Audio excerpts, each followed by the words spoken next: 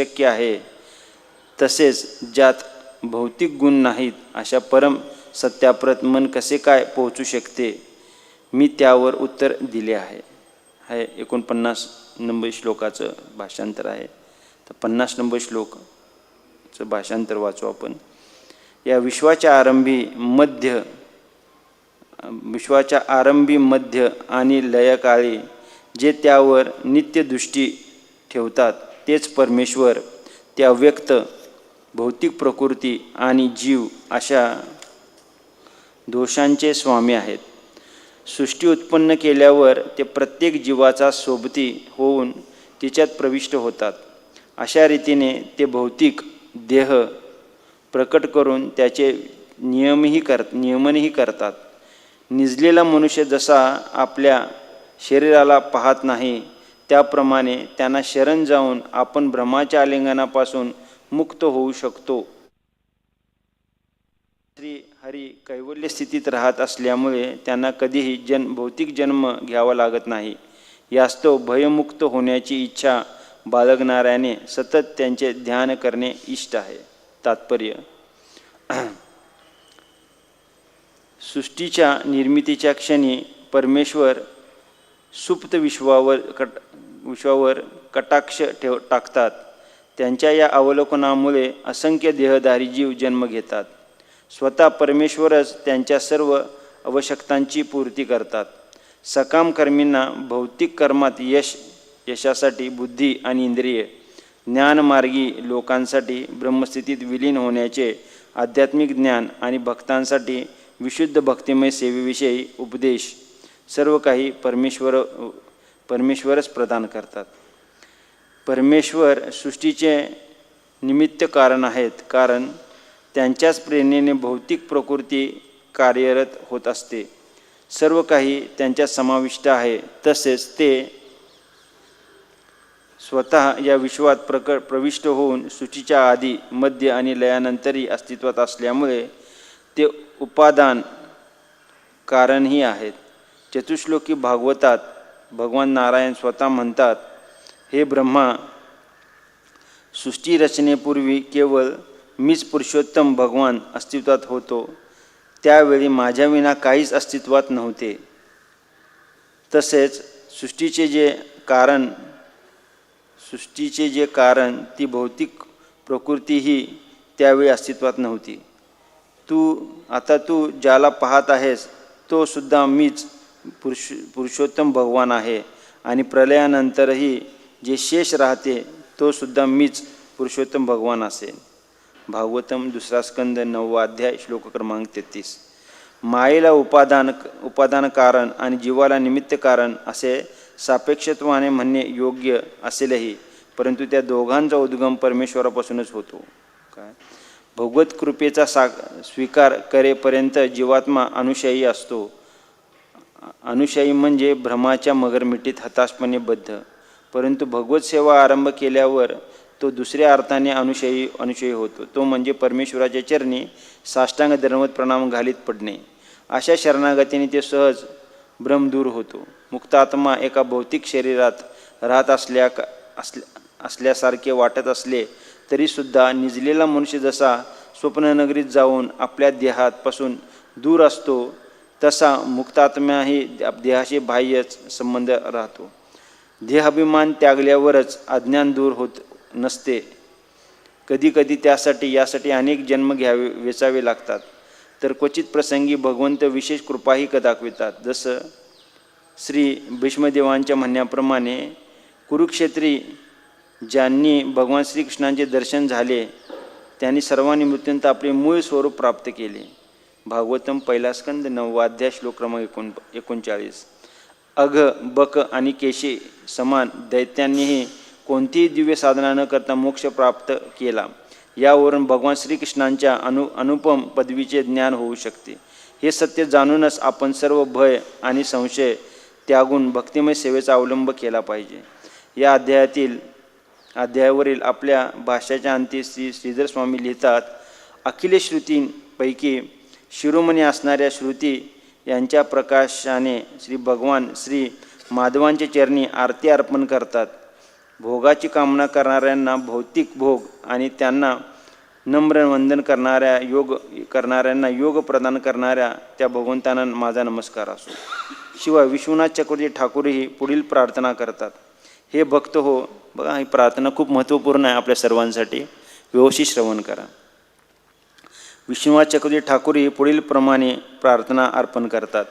हे भक्त हो, तुमच्या द्वारात उभा राहून हा दीन पशु शेपूट हलवीत भुंकतो आहे. कृपया त्याला अल्पशा प्रसाद खाऊ द्या, जेणेकरून तो सर्व श्वानांमध्ये विशेष होऊन त्याला सर्वश्रेष्ठ स्वामीही प्राप्त होतील. येथे आचार्य स्वतःच्याच नामकरणाचा श्लेष करीत म्हणतात. विष म्हणजे इष्ट उल्लेखनीय, श्व इव श्वनाथ, नाथ म्हणजे अति, नाथ आहे ज्याचा, वैष्णवाच्या नम्रतेचे उत्तम उदाहरण आहे.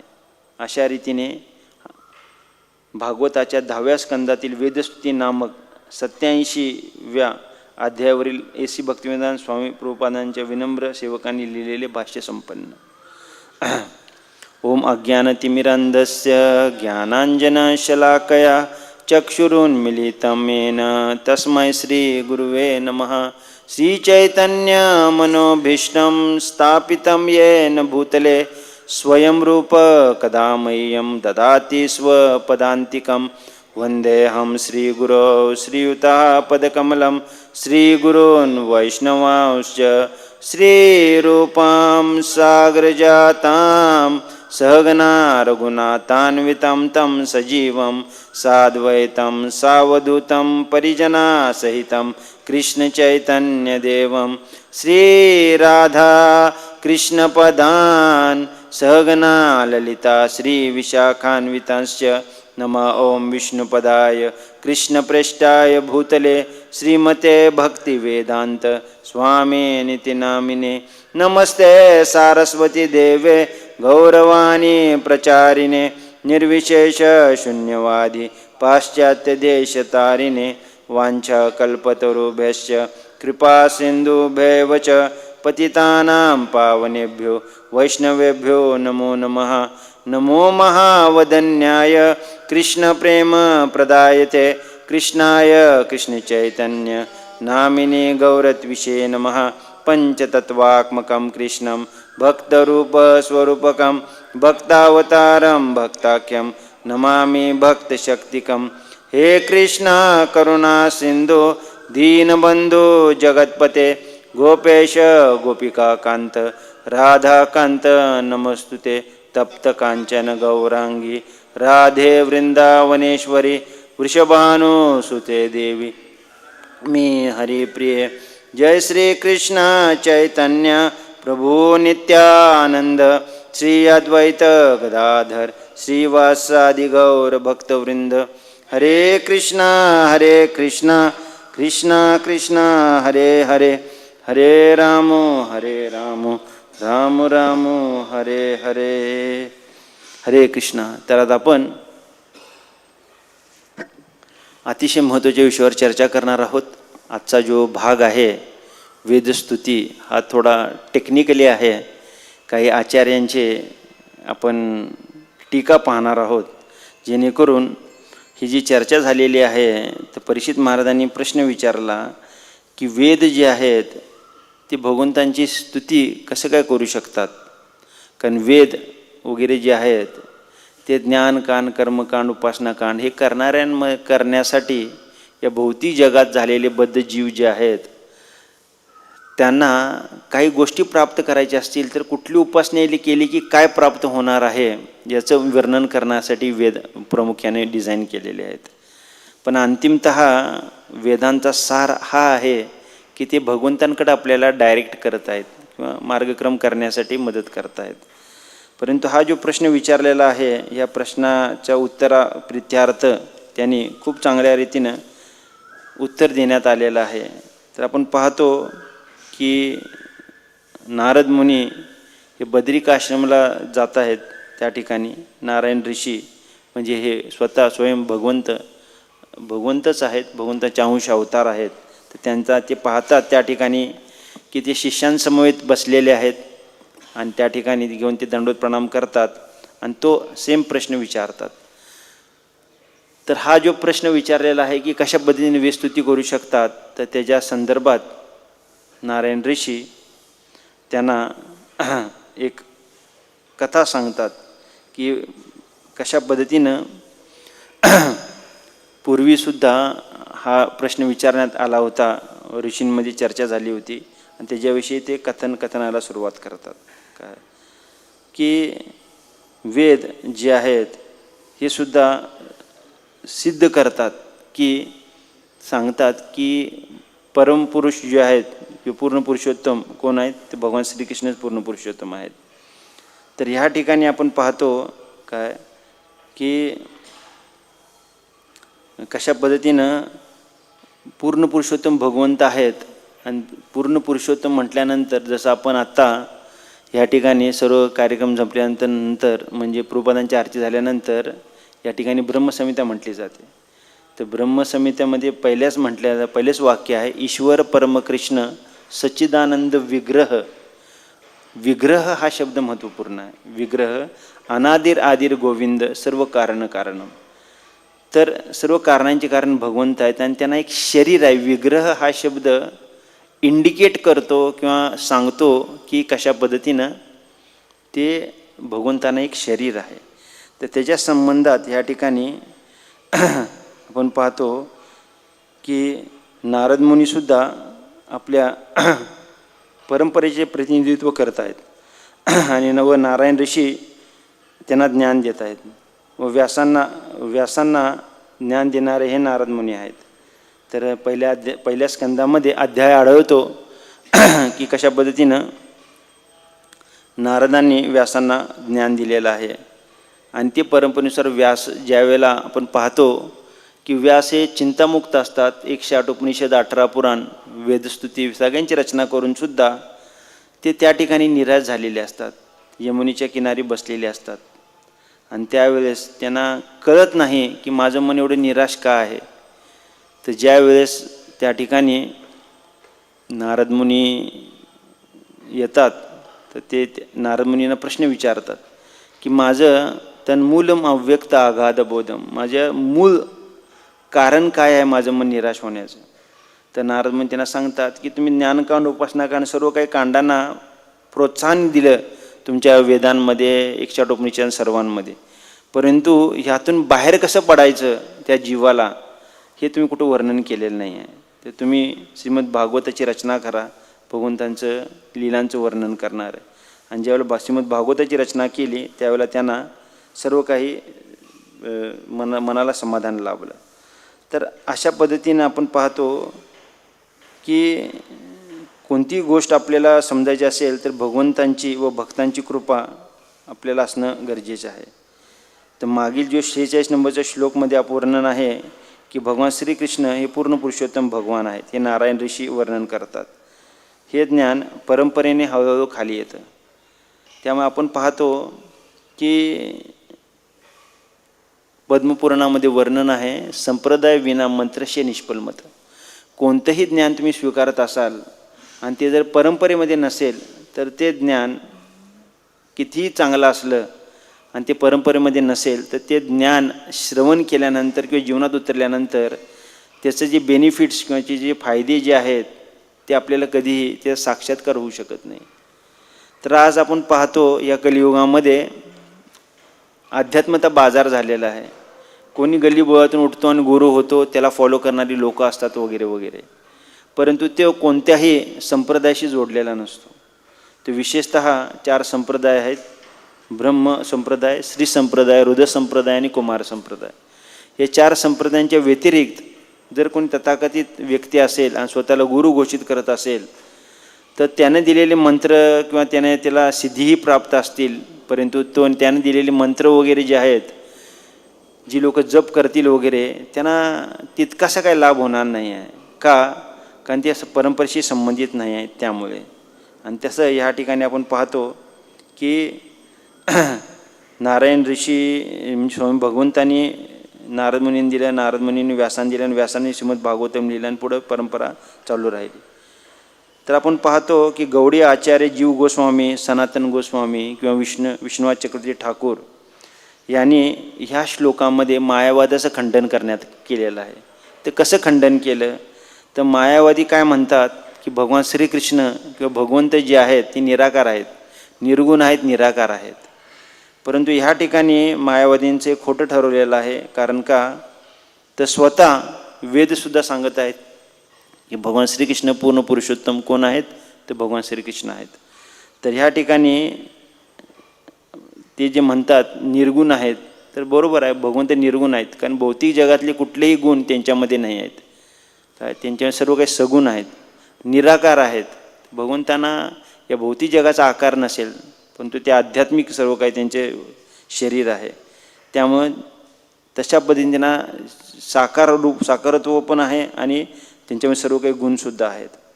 आणि शिवाय विश्वनाथ चक्रवर्ती ठाकूर सारार्थ दर्शनीमध्ये सांगतात की नारद मुनींना जे ज्ञान प्राप्त केले ते सर्व वेदांचे मंथन करून सार केलेलं आहे. जसं एखाद्या गोष्टीचं आपण मंथन केलं, जसं आपण ताक घुसळलं की त्यातून असं लोणी तयार होतं, तसं सगळ्या वेदांचा सार काय आहे, तर भगवान श्रीकृष्णांची पूजा अर्चा करणे, भक्ती करणं हेच वेदांचं सार आहे. काय ह्याचं वर्णन विश्वनाथ चक्रवर्ती ठाकूर यांनी सारार्थ दर्शनीमध्ये त्यांनी दिलेलं आहे. पुढे सनातन गोस्वामी बृहत भागवत अमृतामध्ये सांगतात की व्यासदेव जे आहेत ही शेवटची व्यक्ती आहे आणि त्यांनी काय केलं, पुढं ते ज्ञान सामान्य लोकांपर्यंत जाण्यासाठी भागवतमची रचना केली. आणि व ते वेदांच्या नुसार आहे, कारण जग हे सर्व काही श्रीमद भागवतम वाचून प्राप्त करेल. तर अशा प्रकारे रामानुजाचार्यांची सुद्धा या ठिकाणी टिप्पणी आहे. ते प्रार्थना करतात की पूर्ण पुरुषोत्तम मुक्तीचे कारण आहेत. काय, तर जर समजा भगवंत निराकार निर्गुण जर असते तर ते कसं काय मुक्ती देऊ शकले असते किंवा काय. त्यामुळं चैतन्य महाप्रभूसुद्धा म्हणतात की मायावादी भाषे सुनिले है सर्वनाश. तथाकथित लोकांचं कुणाकडूनही काही ऐकून जर आपण त्याप्रमाणे आपलं आचरण करण्याचा प्रयत्न केला तर आपला नाश निश्चित आहे. तर हे मनुष्य जीवन फार आणि फार मौल्यवान आहे आणि त्यामुळं अतिशय कमी वेळामध्ये खूप काही मोठा पल्ला गाठायचा आहे भगवतधाम. तर त्यामुळे आपण कुणाला फॉलो करतो किंवा कुणाचं ऐकतो आणि कुणाचं अनुसरण करतो हे अति महत्त्वाचं आहे. शिवाय आदिशंकराचार्यसुद्धा त्याच्याविषयी टीका करतायत, परंतु आदिशंकराचार्यांचं श्रीमद भागवतावरती टीका नाही आहे. श्रीधर स्वामीसुद्धा भावार्थ दीपिकामध्ये वर्णन करतात की हा श्लोक जो आहे 87 अध्यायाचा 47 नंबरचा श्लोक आहे, हा आध्यात्मिक संक्रमणाचे पूर्णत्व प्राप्त करतो. तर अशा प्रकारे वेगवेगळ्या लोकांची वेगवेगळी टीका आहे. काय की कशा पद्धतीनं गौडीय वैष्णव जे आहेत काय ते चिंताचिंत भेदाभेद तत्व याच्या आधारे परमसत्य कसं श्रेष्ठ आहे याच्याविषयी खूप काही वर्णन करून सांगतात. त्याच्या आपण पाहतो की या श्लोकाच्या भाषांतरामध्ये आपण पाहतो की कसं 50 नंबरचा जो श्लोक आहे त्याच्यात भगवंत सांगत आहेत की विश्वाच्या आरंभी मध्य आणि लय काळी जे त्यावर नित्य दृष्टी ठेवतात तेच परमेश्वर आहेत. तर भगवंत हे सृष्टीच्या आधी होते, सृष्टी चालू असताना आहेत आणि सृष्टीच्या अंतासमयीसुद्धा ते आहेत. तर सांगायचा उद्देश काय आहे, भगवद्गीतेचा जर अभ्यास केला तर त्याच्यामध्ये भगवंत म्हणतात मय अध्यक्षेन प्रकृती सुयेते सचराचरम हेतू नानेन कोणते जगद्वी परिवर्तते.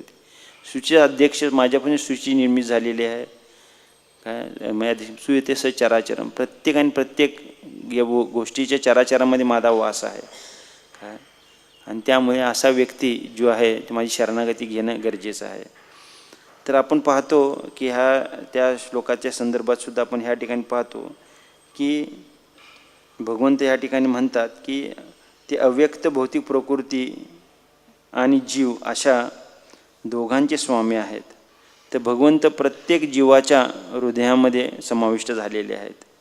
जसं सृष्टीच्या निर्मितीच्या वेळी परमेश्वर सुप्त विश्वावर कटाक्ष टाकला, भगवंतानी महत्त्वावर कृपादृष्टी केली आणि त्या ठिकाणी जीवांची निर्मिती केली. तर अशा पद्धतीनं आपण जर आपलं पूर्व पूर्व कसं आपण ह्या ठिकाणी आलो, काय आलो, याचा जर अभ्यास करायचा असेल तर आपण भागवतमध्ये भागवतम वाचणं हे अति आवश्यक आहे. त्यामुळे आपल्याला समजेल की आपलं मूळ स्तोत्र काय आहे आणि कसं आपण सगळ्या शरीरातून 84 लक्ष योनीतून संक्रमण करत करत करत या मनुष्य देहामध्ये आलेलो आहोत. आणि या मनुष्य देहामध्ये आल्यानंतर आपण श्री दादा गोविंददेव भगवान की जय, श्री दादा विजय गोविंददेव भगवान की, नित्य गौरचंद्र भगवान की जय. तर आपण ह्या ठिकाणी कसं आलेलो आहोत आणि काय पुढं गती होणार आहे आपली, हे आपण अभ्यास करणं ही अतिशय महत्त्वाचं आहे. तर या श्लोकाच्या तात्पर्यात 47 नंबरच्या सांगत आहेत की भगवंत जे आहेत काय ते प्रत्येक व्यक्तीला, जसं काय सर्व जे जीव निर्माण केले, सकाम कर्म करणारी लोक आहेत त्यांना भौतिक यश प्राप्तीसुद्धा भगवंतांनी दिली. काय त्यांचं बुद्धी प्लस इंद्रिय सुद्धा त्यांना दिली, जेणेकरून ते जास्तीत जास्त इंद्रिय भोग करू शकतील. ज्यांना सर्व काही प्राप्त करायचं आहे, ज्ञान संपादन करायचं आहे, तर ज्ञानी लोकांनासुद्धा त्याने ब्रह्मस्थितीत विलीन होण्याचं ज्ञान दिलं. परंतु जे खरोखरच भगवंतांच्या धामात परत जाणार आहेत त्या लोकांसाठी भगवंतांनी भक्तासाठी भक्तिमय सेवासुद्धा दिली. तर विशेषतः एक उदाहरण देऊ इच्छितो या ठिकाणी की भगवंत जरी दिसत नसतील आपल्याला तरीसुद्धा भगवंताचा साक्षात्कार आपण वेगवेगळ्या अँगलनं करू शकतो. जसं हवा आहे, हवा आपण पाहू शकत नाही, पण हवा आपण अनुभव करू शकतो त्याचा. हवेशिवाय आपण जीवन जगू शकत नाही, श्वास नसेल तर हे शरीर चालू शकणार नाही. तसं भगवंताचा साक्षात्कार करायचा असेल आपल्याला तर व्यवस्थितरित्या सांगून दिलेले जे टर्म्स अँड कंडिशन्स आहेत त्या पद्धतीनं गुरु, साधू आणि शास्त्र या तिन्हीचा अभ्यास जर व्यवस्थित केलात तर निश्चितपणे आपल्याला साक्षात्कार झाल्याशिवाय राहणार नाही. तर ह्या ठिकाणी सांगितल्याप्रमाणे कुणाला किती वेळ लागेल, काय लागेल हे माहिती नाही आहे. त्यामुळे आपण मार्गारूढ होणं फार गरजेची गोष्ट आहे. त्यामुळे आपण ज्या गोष्टीचं चिंतन करतो किंवा ज्या उद्देशानं भगवंताची भक्ती करण्याचा प्रयत्न करतो तो उद्देश भगवंत सफल करतीलही. जसं या ठिकाणी सांगितले, सकामकर्मी लोकांना भौतिक यश प्राप्ती पाहिजे, कुणाला भगवंतांमध्ये विलीन व्हायचं आहे, कुणाला अजून काही भौतिक गोष्टी पाहिजे आहेत. म्हणून भगवद्गीतेच्या 4थ्या अध्यायाच्या 11 नंबर श्लोकात भगवंत सांगतात, ये यथा माम प्रपद्यन्ते ताम सतैव भजम्यहम मम वर्मानुवर्तन्ते मनुष्य पार्थ सर्वश. जो ज्या भावाने शरण येईल त्या भावानं भगवंत प्रत्युत्तर देत असतात. त्यामुळं आपली इच्छा काय करतो हे अति महत्त्वाचं आहे. त्यामुळे भौतिक गोष्टी ज्या आहेत त्या कितीतरी तुम्ही मागितल्या आणि जरी मिळाल्या तरीसुद्धा परिपूर्णता प्राप्त होऊ शकत नाही आहे. आजकाल लोकांना मंदिरात कशासाठी जायचं, तिथं काय मागायचं आहे आणि आपली सैद्धांतिक स्थिती काय आहे याचं कधीही ते अभ्यास करत नाहीत. पण पाहतो या ठिकाणी तुम्ही कधी पण येऊन बघा, मॅक्झिमम लोक येतात, जनरल पब्लिक येते या ठिकाणी मोबाईल घेऊन आलेला असतं, फोटो काढण्यामध्ये, बाहेरच्या पॅसेजमध्ये सेल्फी काढण्यामध्ये फोटो सेशन जास्त चालतं. आणि ह्या ठिकाणी येऊन खाली खिचडी प्रसाद असतो घेतात आणि लगेच चप्पल घालून निघून जातात. परंतु कशासाठी आपल्याला जीवन मिळालेलं आहे, मंदिराचा उद्देश काय आहे हे कधीसुद्धा त्यांनी विचार करत नाहीत. असे करोडो जन्मसुद्धा त्यांनी इकडे या ठिकाणी आले मेनाने मनुष्य देह लगेच, पण तरीसुद्धा थोडी सुकृती त्यांना प्राप्त होईल नाही असं नाही, पण त्याला फार कालावधी लागेल. तेव्हा प्रत्येक व्यक्तीचं ज्याने मनुष्य देह धारण केलेला आहे, भले स्त्री असो पुरुष असो, त्यांनी प्रत्येकाचं कर्तव्य आहे की प्रश्न विचारला पाहिजे स्वतःला की मी कोण आहे, माझा जीवनाचा उद्देश काय, मी त्रास का भोगतो, यातून मला कसं बाहेर पडायचं आहे. आणि त्याच्यासाठी A.C. भक्तिवेदांत स्वामी प्रभुपाद यांनी अशी मंदिर उभा केली संपूर्ण जगामध्ये, जिच्यामध्ये त्यांना युनिव्हर्सिटी असं म्हटलं जातं, आध्यात्मिक युनिव्हर्सिटी असं म्हणलं तरीसुद्धा काय चुकीचं होणार नाही. का? कारण ह्याच्यातून जो मंदिरातून एकदा येतो, ट्रेनिंग घेतो, तो निश्चित भगवतधामात जाण्यासाठी अग्रेसर होतो. त्यामुळं आपले जीवन कशा पद्धतीने डिझाईन केलं पाहिजे, काय केलं पाहिजे, काय हे जाणणं गरजेची गोष्ट आहे. काय आणि त्यामुळे आपण जाणलं पाहिजे की भगवंत ही जी सृष्टी निर्मिती केलेली आहे भगवंतांनी, ही जरी शाश्वत नसली काय तरीसुद्धा ती प्रकट होत असते.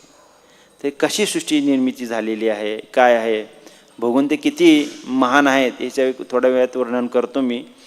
की आपल्या सर्वांनी ऐकलं असेलही की सृष्टी म्हणजे भगवंताने एक श्वास असा बाहेर सोडलेला आहे, आणि श्वास जेव्हा आत घेतील तेव्हाची सृष्टी आतमध्ये सुप्त रूपात असते. परत बाहेर सोडले की परत सगळे जीव येतात.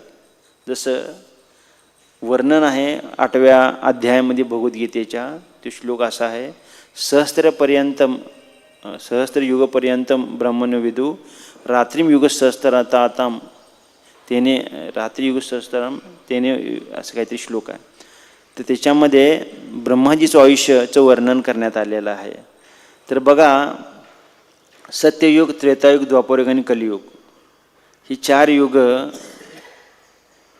1000 वेळा झालीत की ब्रह्माजीचे 12 तास होतात. म्हणजे ब्रह्माजीचा दिवस आणि ब्रह्माजीची 1000 युग झालीत की ब्रह्माजीचा एक दिवस पूर्ण होतो. अशी 1000 युग परत झालीत की ब्रह्माजीचे रात्र निर्माण पूर्ण होते. असे ब्रह्माजीचा आठवडा, महिना आणि वर्ष असे ब्रह्माजी 100 वर्षे जगतात. 100 वर्षे जगतात, त्यानंतर या सृष्टीचा लय होतो आणि परत काय होतं, पुनर्निर्मिती होते. म्हणजे एवढा मोठा हा वास्ट हे आहे. ब्रह्माजीचं इतकं आयुष्य दीर्घ आहे की ब्रह्माजीच्या एका सेकंदामध्ये आपल्या हजारो पिढ्या होऊन राहिलेल्या असतात. तर हा एवढा मोठा श्वास, हा एक भगवंतांचा एक श्वास आहे. तो त्याने बाहेर टाकलेल्यामुळे सर्व काही पृथ्वी, त्यानंतर सृष्टी सर्व काही दिसत आहे आपल्याला. आणि जेव्हा प्रलय होईल तेव्हा भगवंत सर्व काही आत घेतील. जसं आत घेतले तसं जे कुठलेही जीव असो 84 लक्ष योनीतले ते कधी आतमध्ये सुप्त अवस्थेत असतात, आणि जेव्हा परत श्वास बाहेर सोडतात त्यावेळेला सुद्धा ते परत या भौतिक जगामध्ये अवतीर्ण होतात. तर अशा पद्धतीनं ही सृष्टीचं कार्यकलाप चालू असतो काय, आणि अशा पद्धतीनं ही सृष्टी कार्य करते. तर ह्याच्यामध्ये भाषांतरामध्ये एक खूप महत्त्वाचा शब्द ह्या ठिकाणी उच्चारलेला आहे त्यांनी प्रभुपादांनी, की ते वाचतो मी या ठिकाणी. भगवत कृपेचा स्वीकार करेपर्यंत जीवात्मा अनुशायी असतो. अनुशायी म्हणजे भ्रमाच्या मगरमिट्टीत हताशपणे बद्ध. तर या भौतिक जगामध्ये प्रत्येक जीव बद्ध अवस्थेत आहेत. बद्ध म्हणजे काय, तर 3 प्रकृतीचे गुण आहेत. त्या गुण रज, सत्वंतम, सत्व, रजंतम, या 3 गुणांमध्ये तो बद्ध झालेला आहे. त्यामुळे जसं आपण भगवद्गीता उघडली तर त्यामध्ये चित्र आहे बघा, असे एक मनुष्य आहे आणि त्याच्या असे दोऱ्या दिलेल्या आहेत, त्याच्यावरून ते कंट्रोल करतायत सगळेजण. कधी आपल्याला राग येतो, कधी आपल्याला भौतिक काम भोगाची इच्छा होते, कधी आपण शांत असतो. तर सांगायचा उद्देश असा आहे की ह्या ठिकाणी एक महत्त्वाचा शब्द वापरलेला आहे, भ्रमाच्या मगरमिठीत. तर मायेमध्ये असल्यामुळे आपल्याला या भौतिक जगातील अडचणीच एवढ्या जास्त आहेत की त्या अडचणींनाच आपण पार करू शकत नाही, आणि त्यामुळे त्या अडचणी सोडवण्याचंच आपलं आयुष्य पूर्ण निघून जातं. भक्ती वगैरे तर काय करणं कधी कोणाला जमतं, कधी जमत नाही. त्यामुळे रूप गोस्वामी उपदेशामृत एक पुस्तक आहे, ग्रंथ आहे, त्याच्यामध्ये म्हणतात की ब्रह्मांड भ्रमित एकोण भाग्यवान जीव, गुरुकृष्ण प्रसाद पाये भक्तिलता बीज. या ब्रह्मांडात कोण भाग्यवान असेल ज्याला गुरु आणि कृष्ण यांची कृपा होऊन भक्तिलतेचं बीज प्राप्त होईल. त्यामुळे इथे बसलेले सर्व काही किंवा जो ऑनलाईन ऐकत आहेत त्या सर्वांसाठी हे अतिशय महत्त्वाचं पूर्ण आहे. ते भाग्यवान आहेत, ऐकत आहेत ते का, कारण त्यांना भक्ती प्राप्त होण्याच्या मार्गावरती आहेत, किंवा काही लोकांना भक्ती प्राप्त झाली असेलही. तर सांगायचा उद्देश काय की ज्यावेळेला भक्ती करायला लागतो आपण त्यावेळेला हळूहळू आपण माया जी आहे काय, मायाच्या मगरमिठीतून हळूहळू आपण बाजूला व्हायला सुरुवात होतो काय. जसं मायाच्या मगरमिठीतून बाजूला होणे म्हणजे काय हे अजून विस्तारपूर्वक सांगायचं असेल तर एक प्रसंग तुम्हाला सांगतो मी. आपले एक संन्यासी आहेत जयद्वैत स्वामी महाराज. तर काही 10-15-20 वर्षापूर्वी मी गोपीनाथ मंदिरात गेलो होतो. तर त्यावेळेस त्यांचा भागवतम चाललं होतं. तर ते भागवतममध्ये त्यांनी स्वतःची आत्मकथा म्हणा किंवा स्वतः जीवनामध्ये काय काय प्रसंग घडले ते सांगितले. आणि त्यावेळेला माया, म्हणजे आपण चर्चा चाललेली आहे, मायेचाच विषय चालला होता. तर माया हा शब्द विषय चांगला लोकांना समजावा आणि भगवंत कसं मायेचे प्रतिनिधित्व करतात आणि मायावर कसे नियंत्रण करतात हे त्यांना सांगायचं ते होतं. त्यासाठी त्यांनी स्वतःचा विषय सांगितला. ते म्हणाले, मी ज्यावेळेस माझ्या देशामध्ये होतो, इस्कॉनमध्ये येण्याच्या अगोदर मी पेपर असे वाटायचो. पेपर टाकणार मग व्यक्ती असतो ना आपल्या इथे, पेपर आपल्या सायकलवरून येतो, कधी गाडीवर ठक्कन टाकतो, निघून जातो. मग महिन्याच्या शेवटी काय होतं, बिल मागायला जातो. तसं ते म्हणाले, एक अतिशय धनाढ्य व्यक्ती होता, आमच्या इथं मोठा बंगला होता. तर त्याच्या बंगल्यामध्ये अतिशय म्हणजे जबरदस्त वाघासारखं ते कुत्रं होतं. तो कुत्रा जो आहे तो बघितल्यावर मला भीती वाटायची, कारण माझी तब्येत अशी एकदम स्लिम. तो चावला तर काय करायचं म्हणून मी काय करायचो, गेटपाशी जायचं, झर्रकन असं फेकून द्यायचा पेपर आणि लगेच गाडीवरनं जायचो. आता एक महिनाभर तर पेपर दिला. आता म्हटल्यानंतर शेवटी बिल तर मागायला जायला पाहिजे ना. मग एके दिवशी तो महिना भरल्यानंतर जयदेव महाराज किंवा प्रभूजी जे आहेत त्या ठिकाणी जातात आणि ती बेल असे वाजवतात. तर गेटच्या आत जाऊ शकतच नाही ते, कारण तो कुत्रा असतो. ते बेल वाजवल्यानंतर जसं कुत्रं धावत धावत भुकत फोटो येतो आणि त्यांच्या अंगावर असं उडी मारणार. तोपर्यंत ए टॉमी असं म्हटल्यानंतर त्याच्या मालकाने त्याला पुकारल्यानंतर ते असंच थांबतो तो कुत्रा. त्यांना काय हे इजा करत नाही. तर त्या उदाहरणाद्वारे जयदेव स्वामी महाराज सांगत होते की जसं माया जी आहे ही भगवंतांची निर्मिती आहे, भगवंतांची एक शक्ती आहे. तर ती माया ज्यांना भोग करायचा आहे त्यांना ती मदत करते आणि या भौतिक जगातून कोण बाहेर जात असेल तर त्यांना ती अडचणी निर्माण करते किंवा त्रास देते, जेणेकरून तो बाहेर जाऊ नये. म्हणून भगवद्गीतेच्या 7व्या अध्यायाच्या 14 नंबर श्लोकामध्ये भगवान श्रीकृष्ण सांगतात, दैवी होशा गुणमयी मम माया दुरत्तया माम एवये प्रपद्यन्ते माया मेताम तरंती ते. माझी शक्ती आहे माया, जी तुम्हाला भक्ती करण्यापासून परावृत्त करणार आहे. पण माम एवये प्रपद्यन्ते, जे खरोखरच माझ्याकडे येण्यासाठी उत्सुक आहेत ते मायेला तोरून येतील. त्यामुळे या भौतिक जगामध्ये छोट्या मोठ्या परीक्षा होत असतात. विचार करा, साधं बालवाडीतून 10वीपर्यंत जाण्यासाठी 10 वर्ष आपल्याला परीक्षा द्यावी लागते. प्रत्येक इयर एंडिंगला परीक्षा, मार्च एप्रिलला परीक्षा झाली की पुढच्या वर्गात. तर भौतिक शिक्षण जे मृत्यूनंतर मातीत जाणार आहे त्याच्यासाठी परीक्षा देतो. तर भगवत धाम एवढं लांब आहे, तिथं जाण्यासाठी का परीक्षा असू नये. आणि त्यामुळे आपल्या चर्चा चालली होती अनुशयी. तर अनुशयी म्हणजेच काय की आपण भ्रमाच्या मटीत आहोत सध्या. परंतु हळूहळू जसं आपण भक्ती करायला लागतो तसं महामायाच्या कुशीतून निघून योगमाया भगवंतांच्या आश्रयाखाली जाण्यास सुरुवात करतो.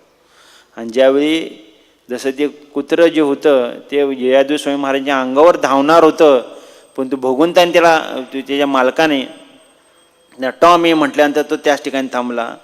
तसं भगवान श्रीकृष्ण महामायेला सांगतात की हे तुझं कस्टमर राहिलेलं नाही, आता हे माझं कस्टमर झालं, तू याच्यापासून बाजूला हो. तर त्यासाठी आपण भगवंताची भक्ती करायला सुरुवात करतो. तसंच शुद्धीकरणाची प्रोसेस चालू होते. आणि ज्या गोष्टी आपल्याला आत्ता खूप चांगल्या वाटत आहेत, ज्या बद्ध करणाऱ्या आहेत, ते सुद्धा आपल्याला कळत नाही, कारण मायेच्या मगरमिठीत आहोत आपण. काय भ्रमाच्या मगरमिठीत आहोत. आणि नंतर हळूहळू भक्तांचा संग घेतला, हरिनाम घेतलं, हरे कृष्णा कृष्णा कृष्णा हरे हरे, हरे राम राम राम हरे हरे. ह्या महामंत्र जप केल्यानंतर हळूहळू आपण वैराग्याच्या दृष्टीनं आपण जातो. आणि त्या पद्धतीनं हळूहळू आपल्यामध्ये वैराग्य यायला सुरुवात होते आणि आपण योगमायेच्या दिशेने वाटचाल करतो. भगवंतांचं चरणी साष्टांग दंडवत प्रणाम घालत राहतो आणि अशा शरणागतीने तो भ्रम जो आहे तो सहज दूर होतो. काय आणि पुढं म्हणतात ते मुक्त आत्मा एका शरीरात राहत असल्यासारखे वाटत असले तरीसुद्धा निजलेला मनुष्य जसा स्वप्ननगरीत जाऊन आपल्या देहापासून दूर असतो तसा मुक्त आत्म्याचा देहाशी बाह्य संबंध असतो. तर आपण कसं स्वप्नवत, जसं स्वप्न पडलेलं आहे, मी मोठा मनुष्य झाले, एवढा पैसा आहे, सगळं आहे, हे सगळं रात्री स्वप्नात चांगलं दिसतं. पण ज्यावेळेला आपण जागे होतो त्यावेळेला कळतं आपल्याला आपण काय 6x2च्या बेडवरतीच आहे आणि सिंगल खोलीत आहे आणि अनेक अडचणी आपल्याला आहेत. त्यामुळं आपण भ्रमातून दूर होऊ शकत नाही.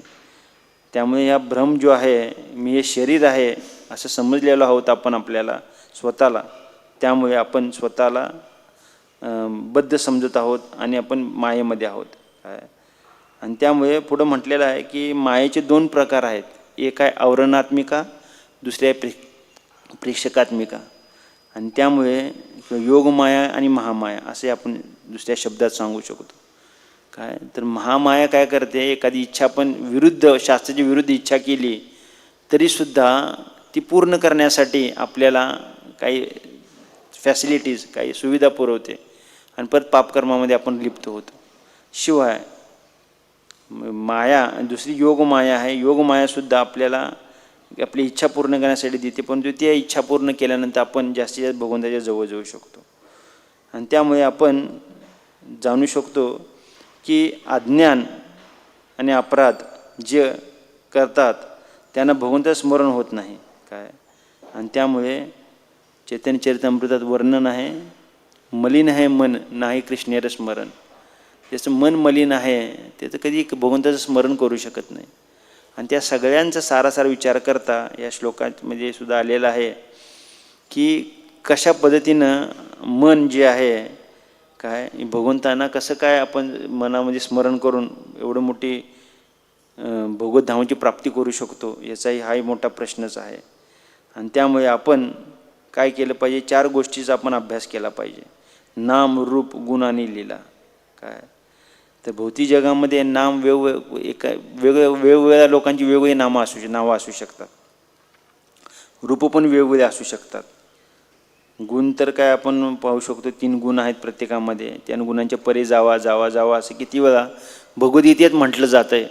परंतु आपण ते 3 गुण पार करण्याचा प्रयत्न करतो, परत अडकतो, परत सत्वगुण रजोगुण असं त्याच्यामध्ये आपण फुटबॉलसारखं वरती खाली होत राहतो. परंतु आपण शुद्ध सत्वगुणामध्ये जाण्यासाठी प्रयत्न केला पाहिजे. म्हणून भागवत म्हणतं की कोशिश पर चिंता होण्याची आहे, रिझल्ट पर नाही. आपण या 3 गुणांपासून किती बाहेर जाण्याचा प्रयत्न करतोय, आपला प्रयत्न किती आहे त्याच्यावरती आपल्याला यश अपयश हे भगवंत ठरवतील. त्यामुळे असं म्हटलेलं आहे, try your best and Krishna will do the rest. आपण प्रयत्न किती करतो त्यानुसार आपल्याला यश द्यायचं आणि भगवंत पाहून घेतील. त्यामुळे आणि दुसरा आहे लीला. लीलाला पास टाईम म्हणतात. भगवंतांचे पास टाईम काय, भगवंतांच्या लीलांचे श्रवण कथन करणं आपल्यासाठी अतिशय महत्त्वाचं आहे. भागवताचा 3रा स्कंद 25वा अध्याय श्लोक क्रमांक 25. त्याच्यामध्ये शुकदेव गोस्वामी सांगतात, एक फायदा सांगतात तो आपल्या सर्वांना मला सांगू इच्छितो. याच्या अगोदर मी सांगितलेला आहे, परंतु वारंवार ऐकणं गरजेचं आहे. कारण प्रवचन याचा अर्थच काय आहे, पुन्हा पुन्हा ते वचन ऐकलं पाहिजे. ते म्हणतात 3.25.25 त्यामुळे म्हणतात, सताम प्रसंगात मम वीर्य संविदो भवंती हि हृदकर्ण रसायन कथा तव जोष्णार्धात अश्वापवर्ग वर्तनी श्रद्धा भक्ती रती अनुक्रमश्यती. सताम प्रसंगात भगवंतांच्या भक्तांच्या संघामध्ये बसून भगवंतांच्या लीलांचं श्रवण अथवा कथन जर केलं आपण, तर आपण अपवर्गाकडे जातो. अपवर्ग म्हणजेच देवनागरी लिपीतील प, फ, ब, भ आणि म. प म्हणजे परिश्रम, परिश्रम केलं की फ म्हणजे फेस, आणि भ म्हणजे भय, प्रत्येकाला भय आहे, मला काढून टाकतील काय, मृत्यू होईल काय, आणि म म्हणजे मृत्यू. या प, प, भ, भ आणि म ह्या वर्गात आपण अडकलेलो आहोत. पण याच्या अपवर्ग म्हणजे याच्या पलीकडे, जन्मती जराव्याधीच्या पलीकडे आपण जाऊ शकतो भगवंताच्या लीलांचे श्रवण आणि कथन केल्यानंतर. त्यामुळे रोज आपण भगवंतांच्या लीला श्रवण करा किंवा वाचन करा. कृष्णा पुस्तक आहेच, तर आपण आपलं जीवनाचं शेड्यूल किंवा टाईम टेबल रोजचं 24 तासाचं असं बनवलं पाहिजे जे जास्तीत जास्त आपल्याला आध्यात्मिक प्रगतीच्या दिशेने वाटचाल कशी करता येईल हे आपण बघितली पाहिजे. त्यासाठी निपुण मार्गदर्शनाची आवश्यकता आहे. त्यासाठी इस्कॉन या संस्थेमध्ये काही काउन्सिलर आहेत, काही मेंटर आहेत, ते तुम्हाला ट्रेनिंग देऊ शकतील. त्यांच्याशी कॉन्टॅक्टमध्ये या, मंदिरात या, जेणेकरून तुम्ही गायडन्स जर प्रॉपर घेतला तर त्याचा फायदा तुमचाच आहे आणि तो फायदा केल्यानंतर जीवन यशस्वी होऊ शकतं. भलेही ह्या जन्मात तेवढी भक्ती झाली नाही, सुरुवात जरी केली आणि अंत झाला, मृत्यू झाला, तरी पुढच्या जन्मीसुद्धा राहिल्या जेवढी राहिलेली आहे त्या टक्क्यापासून पुढच्या टक्क्याला तुम्ही जाऊ शकता. कारण भगवद्गीतेचे 18 अध्याय 700 श्लोकाचा जर अभ्यास केला तर दुसऱ्या अध्यायाच्या 40 नंबर श्लोकात भगवंत म्हणतात की नेहाभिक्रम नाशोस्ती प्रत्यवायो न विद्यते स्वल्पमप्यस्य धर्मस्य त्रायते महतो भयात. या अर्जुना थोडीशी जरी भक्ती केली असताना मोठ्याच्या मोठ्या संकटातून तुझं रक्षण मी करणार आहे. तेव्हा भक्ती केलेली कधी वाया जात नाही आहे आणि जर ती प्रॉपर जर केली तर त्याचा फायदा पण तितकाच मला होणार आहे.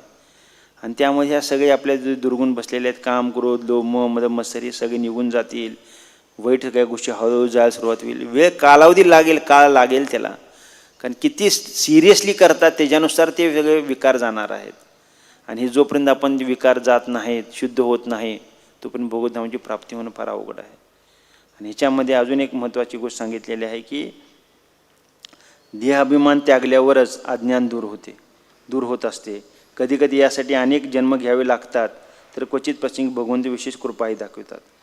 काय भगवंतांची कृपासाठी याचना केली पाहिजे आपण. जसं तात्पर्यात सांगतात की आघासूर, बकासूर आणि केशी हे 3 जे असुर आले होते भगवंतांना मारायला वृंदावनात, त्यांनी काही एवढं तपस्या केली नव्हती.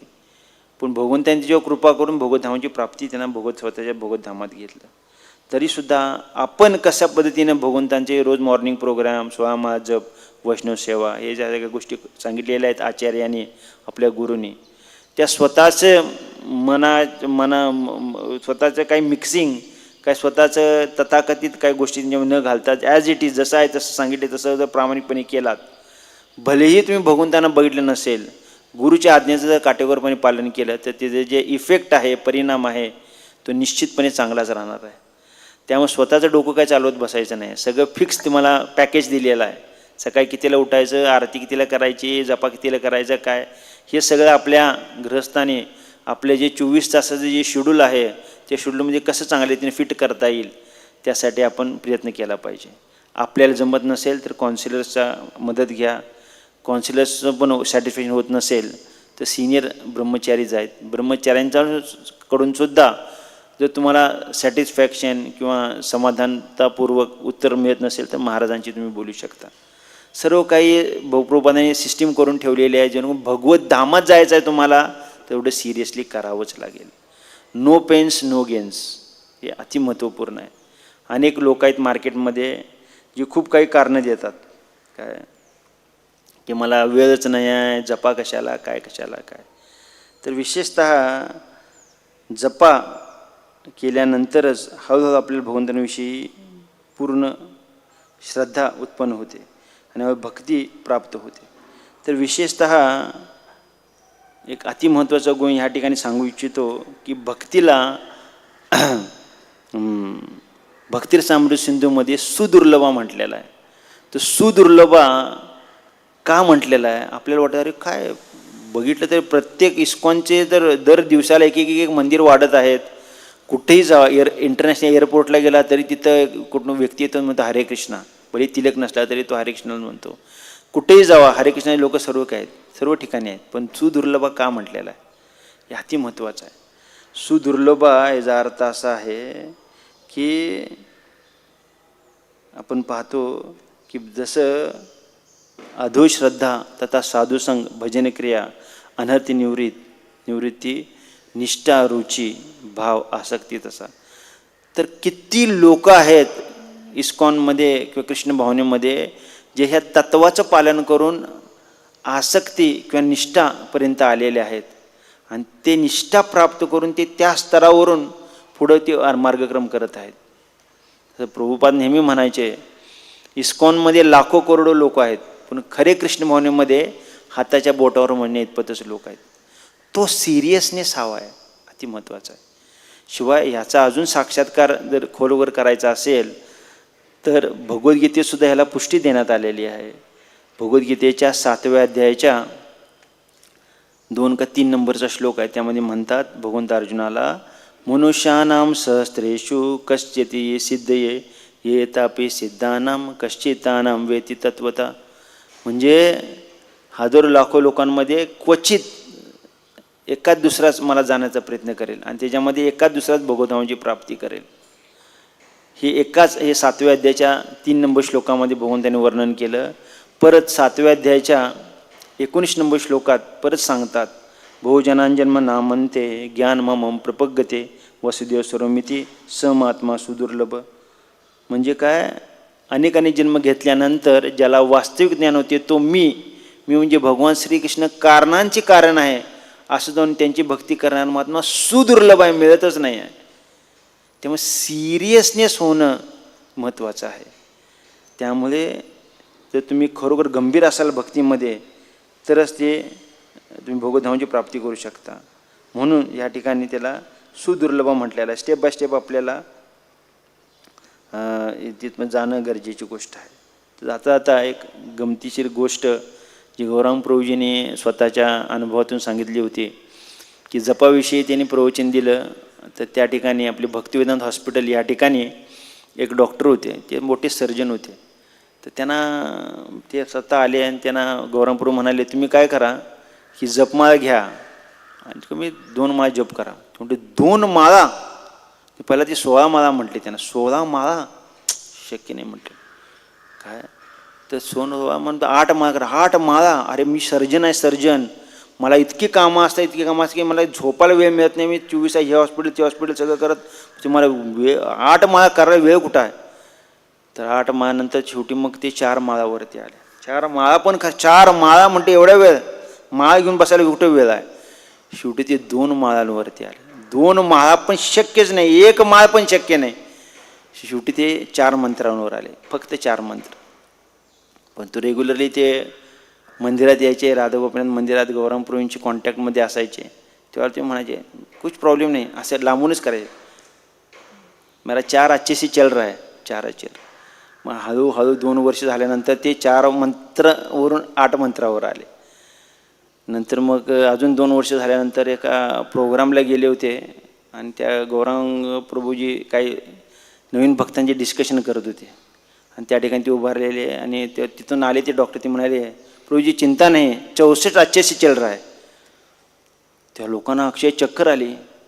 हा व्यक्ती 64 माळा जप करायला आला आहे असं त्या नवीन लोकांना वाटलं. आणि त्यामुळं गौरांग प्रभू म्हटले क्या आदमी प्रचार किया है, 64 कर रहा है. तर गौरांग प्रभू म्हटले की 64 माला नाही, मंत्र करते, मंत्र.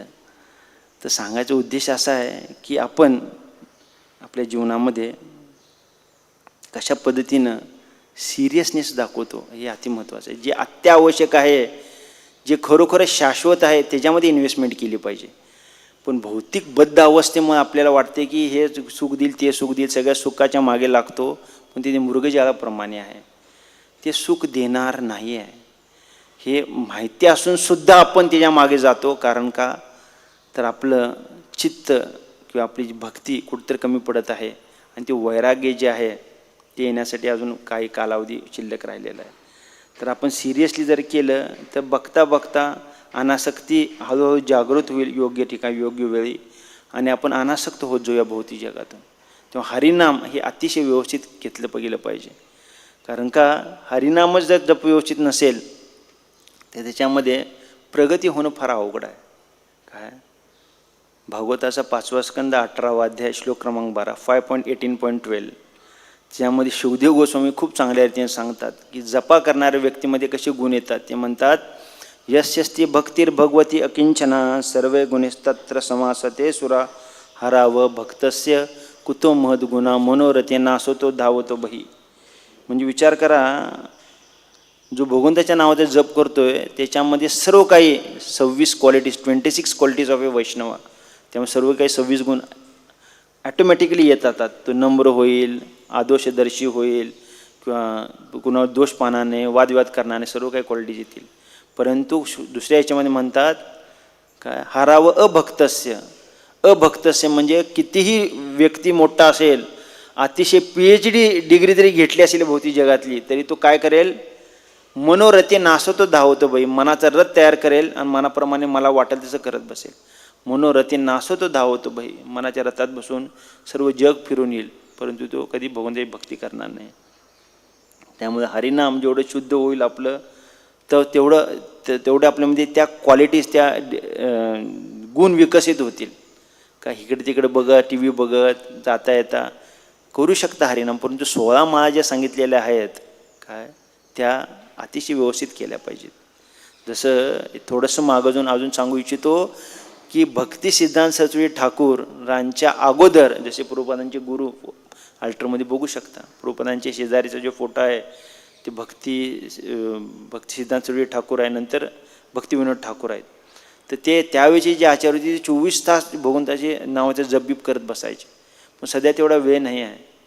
तर भक्ती सिद्धांत सरस्वती ठाकूर म्हणायचे जो व्यक्ती 64 माळा जप करत नाही तो काय आहे, मायेमध्ये आहे, मायेमध्ये आहे म्हणायचा. तर आपण विचार करा की मी पण त्याच्यामध्ये येतो, आपण 64 माळा रोज जप करतो का, नाही आहे. ते मायेमध्ये आहे किंवा पतित आहे असं ते म्हणायचे. पण प्रभुपादांनी ज्यावेळेला हे केले त्यावेळेला ते म्हणाले की 64 माळा जप करणं अवघड आहे, म्हणून त्यावेळेला प्रभुपादांनी पतित पावन प्रभुपादांना म्हटलं जाते. त्याचं कारणच ते आहे की त्यांनी 64 माळावरून 16 माळापर्यंत घेऊन आले. तर आत्ताची जनरेशनसुद्धा म्हणजे 16 माळासुद्धा लोकांना करता येत नाही, तर त्याच्यामध्ये सुद्धा हे चाललेलं आहे. तर 16 माळा हा जप करावाच लागेल आणि केलाच पाहिजे. परंतु बद्ध अवस्था आपली हळूहळू जायचं असेल तर जपा हेच एक साधन आहे. भले तुम्ही नवीन असाल, जुने असाल, काय असाल, जपाची क्वालिटी जर व्यवस्थित सुधारली तरच आपली चेतना शुद्ध होऊ शकते लवकरात लवकर आणि आपण भगवतधामाची प्राप्ती करू शकतो. त्यामुळे आजचं जे हे आहे काय सार आहे याच्या ह्याचं की आपण आजच्या भाषांतर आणि तात्पर्यानुसार भगवंतानी सर्व काय आपल्याला दिलेलं आहे. हे शरीर दिलेलं आहे, प्रकृती दिलेली आहे, सगळे साधनं सगळं दिलेलं आहे. आपलं असं काहीच नाही याच्यामध्ये. शरीरसुद्धा आपलं नाही आहे आणि त्यामुळे शरीराशी संबंधित कुठलीच गोष्ट आपली नाही आहे, सर्व काही भगवंतांचं आहे. तेच भगवंताच्या सेवेत लावायचं आहे आणि भौतिक जगातून पार जायचं आहे आपल्याला. आणि ही जी कला आहे ही अवगत प्रत्येकाने केली पाहिजे आणि त्याच्यासाठीच मनुष्य जन्म आहे, बाकी कशासाठीही नाही. तेव्हा असं मी म्हणत नाही जॉब सोडा, सगळं सोडू नका, फक्त त्याचं परिवर्तन भगवत सेवेमध्ये कसं करता येईल याचं मार्गदर्शन, निपुण मार्गदर्शन घ्या आणि त्यानुसार मी जीवनामध्ये ते उतरा. ही तातडीची आवश्यकता आहे. आणि असे केल्यानंतर आपण भगवतधामाची प्राप्ती करण्याची आपण संकल्प प्रत्येकाने केला पाहिजे. आणि तो संकल्प सत्यात उतरायचा असेल आपल्याला तर तेवढा त्रासही घेतला पाहिजे. त्रास म्हणता येणार नाही त्याला, इच्छा तीव्र पाहिजे. पण शेवटी एवढं सांगतो आणि थांबतो. श्री भक्तिविनोद स्वामी प्रभुपाद यांनी प्रवचन झालं, सगळं झालं. प्रभुपाद व्यासस्थानावरून उतरले, खाली निघाले, असे गाडीत बसत होते. तर त्यांच्या एका शिष्याने त्यांना प्रश्न विचारला, म्हणते स्वामीजी मला सांगा की असे एकच गोष्ट सांगा जी केल्यानंतर भगवतधामाची प्राप्ती करता येईल, मला बाकी काय प्रवचन सांगू नका, फक्त एकच वाक्यात सांगा. तर प्रभुपादांनी असं डोळे असे मोठे करून त्याच्या डोळ्यातून हृदयापर्यंत बघितलं. प्रभुपाद म्हणाले काय की खरोखरच मला भगवतधामात जायचं असेल काय तर काय केलं पाहिजे, युअर डिझायर. प्रभुपाद म्हणाले your desire must be perfect. तुमची तीव्र इच्छा पाहिजे भगवतधामात जाण्याची, तरच तुम्ही भगवतधामात जाऊ शकता. इच्छा तीव्र असेल तरच तुम्ही जाल, अन्यथा जाऊ शकणार नाही. त्यामुळे मुळशी ध्येय अतिशय दुर्मिळ आहे जो आपल्याला मिळालेला आहे. त्यामुळं भौतिक कामामध्ये रत न होता भक्ती मार्गाला लागा. त्रास हा निश्चित आहे प्रत्येकाच्या जीवनामध्ये, त्रासापासून कोणी मुक्त नाही आहे. 12 महाजनांचा जरी अभ्यास केला तरी त्यांना सुद्धा त्रास होता, आपल्यालाही काही पटीने जास्त असू शकेल. पण भक्ती ही स्वतंत्र आहे, लक्षात ठेवा. रोडपती असा ना तर करोडपती असा, भक्ती करायला कोणालाही प्रॉब्लेम नाही आहे. आणि त्यामुळे तुमच्याकडून सर्व काही तुमचे कपडे जरी काढून घेतले आणि संपूर्ण सगळं तुमचा जे काय तुमचं ऐश्वर आहे, पैसा लत्ता काढून घेतला तरीसुद्धा निराश होऊ नका. का महाराज सांगत होते, no power in the material world can take away the ability to please Krishna. या भौतिक जगात अशी कुठलीच शक्ती नाही आहे जी भगवंतांना संतुष्ट करण्यापासून तुम्हाला परावृत्त करू शकेल. त्यामुळे आपण सर्वांनी अतिशय गंभीर होणं भक्तीमध्ये अशी आशा करतो आणि या ठिकाणी थांबतो. हरे कृष्ण. मला काय प्रश्न असेल तर मला विचारू शकता. टाईम संपलेला आहे आणि थोडा श्लोकाचा भाषण तात्पर्य मोठा असल्यामुळे थोडं 2-4 मिनटं एक्स्ट्रा लागले. हरे कृष्ण. पण मला संधी दिली ह्याबद्दल मी सर्वांचे आभार व्यक्त करतो. हरे कृष्ण. भक्तवृंद की जय, प्रभुपाद की जय.